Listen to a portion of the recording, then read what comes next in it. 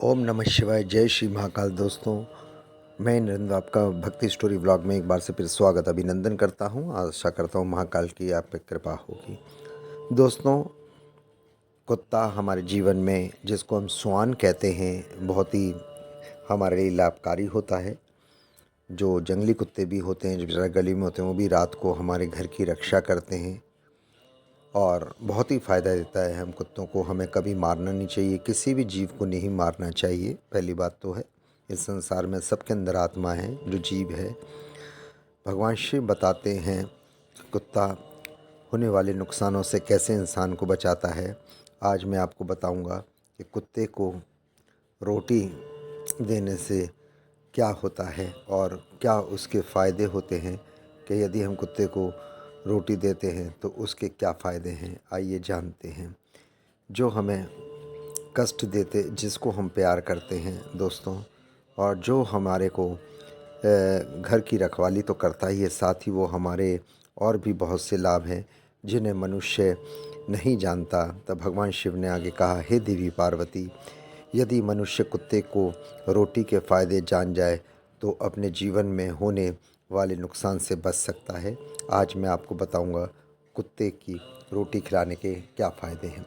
महादेवी, मनुष्य को पता नहीं है कि जब घर में रोटी बनाई जाती है तो सबसे पहली रोटी गाय माता को दी जाती है और सबसे लास्ट की रोटी कुत्ते को दी जाती है।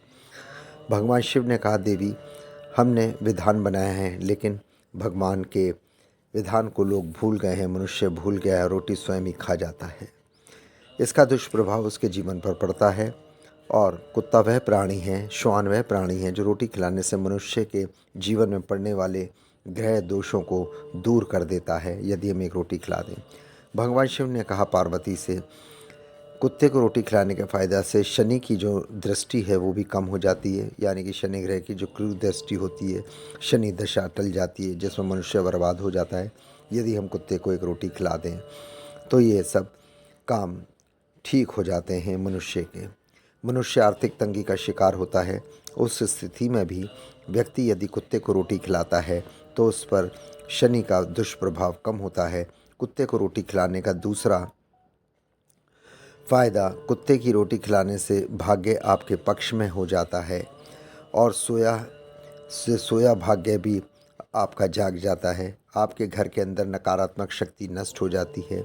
कुत्ते की रोटी खिलाने से तीसरा फ़ायदा है, कुत्ते की रोटी खिलाने से माता लक्ष्मी प्रसन्न होती है। आपके घर में धन दौलत की कभी कमी नहीं रहती है।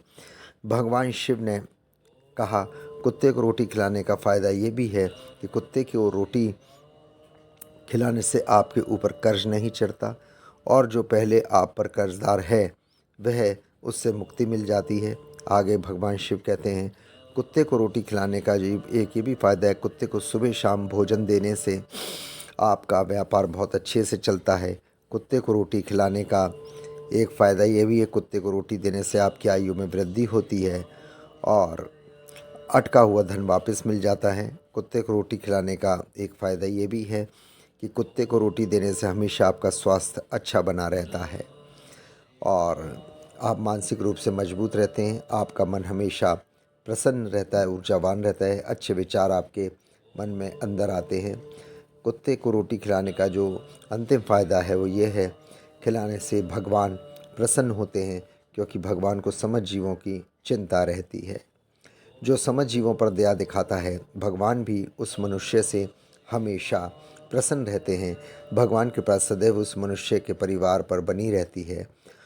और अपने बुज़ुर्गों से सुना होगा कि जब कुत्ता रोता है तो कोई अपशगुन होता है, कोई संकट आता है या किसी की मृत्यु होती है तो कुत्ते को कभी रुलाना नहीं चाहिए। इस प्रकार से भगवान शिव ने पार्वती को कुत्ते की रोटी खिलाने के फ़ायदे बताए।